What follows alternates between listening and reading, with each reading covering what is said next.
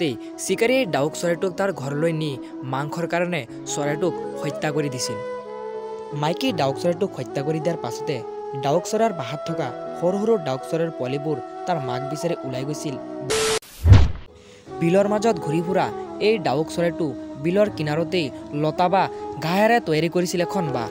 ডাউক চৰাইটো বাঁহ সাজাৰ কেইদিনমান পাছতেই ডাউক চৰাইটো 4ৰ পৰা 5টা কণী পাৰিছিল। ইয়াৰ পাছতেই ডাউক চৰাইটো তাৰ কণীবোৰক সকলো সময়তে চেকিবলৈ ধৰে, যাতে কণীৰ পৰা তাৰ পোৱালিবোৰ অতি সোনকালে ফুটি উঠে। এনেকৈ চেকাৰ ফলত 15 পৰা 20 দিন পাছত ডাউক চৰাইৰ কণীৰ পৰা 3ৰ পৰা 4টা পোৱালি ফুটি উঠিছিল। কিন্তু কণীৰ পৰা ফুটি উঠা ডাউক চৰাইৰ পোৱালিবোৰৰ কাৰণেই মাইকী ডাউক চৰাইটো বিলৰ পৰা সৰু সৰু মাছ বা পোক পতংগ ধৰিবলৈ বিলতে ঘূৰি ফুৰিছিল। ইয়াৰ পাছতেই ৰাস্তা দি গৈ থকা এটা চৰাই চিকাৰীৰ চকুত পৰিছিল মাইকী ডাউক চৰাইটো। চিকাৰীৰ ডাউক চৰাইটোক দেখাৰ লগে লগে চিকাৰীৰ হাতত থকা এটা পোহনীয়া ডাউক চৰাই লৈ চিকাৰীয়ে বিলৰ কিনাৰত চাৰিওফালে ফান পাতি মাজতে তাৰে পোহনীয়া ডাউক চৰাইটোক ৰাখিছিল।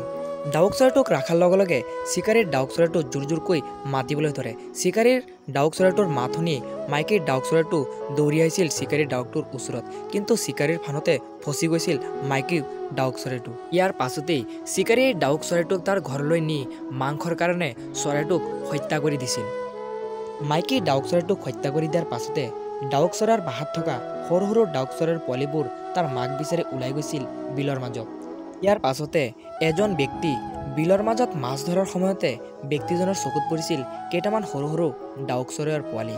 ব্যক্তিজনে ডাউক চৰাইৰ পোৱালিবোৰক ধৰি হাতত লৈ চাইছিল। ডাউক চৰাইৰ পোৱালিবোৰ ইমানেই সৰু আছিল, ডাউক চৰাইৰ পোৱালিবোৰ ভালকৈ এতিয়াও খোজকাঢ়িব পৰা নাছিল। তাৰ পাছতে ব্যক্তিজনে ডাউক চৰাইৰ পোৱালিবোৰক তাৰ ঘৰলৈ লৈ গৈছিল।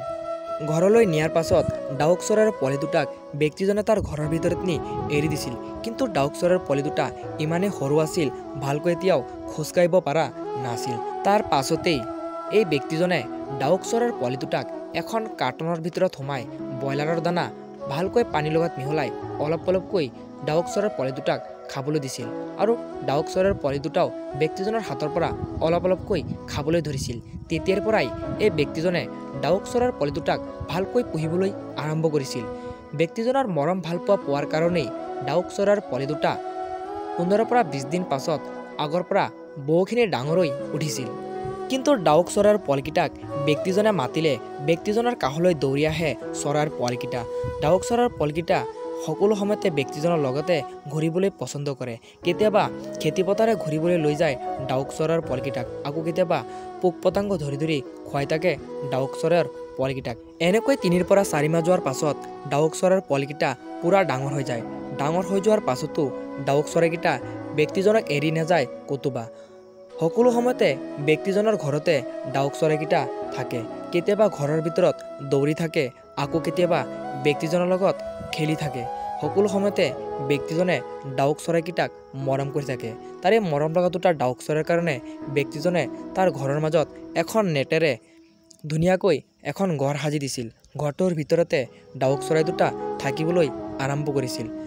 ঘৰটোৰ ভিতৰত থকাৰ কেইদিনমান পাছত ডাউক চৰাই দুটাৰ ভিতৰত মাইকী ডাউক চৰাইটো ধুনীয়াকৈ এটা ঘৰ সাজিছিল। ঘৰ সাজাৰ কেইদিন পাছত মাইকী ডাউক চৰাইটো 4ৰ পৰা 5টা কণী পাৰিছিল। কণী পাৰাৰ 3ৰ পৰা 4 দিন পাছত ব্যক্তিজনে ডাউক চৰাইৰ কণীবোৰ চাবলৈ ডাউক চৰাইৰ তলৰ পৰা হাতেৰে ডাউক চৰাইটোক চাইড কৰি কণীবোৰ চাইছিল। তো বন্ধুসকল, ভিডিঅ'টো আপোনালোকৰ কেনেকুৱা লাগিল আপোনালোকে কমেণ্ট কৰি জনাব, আৰু মোৰ নিউজ চেনেলটো আপোনালোকে ছাবস্ক্ৰাইব কৰি দিব।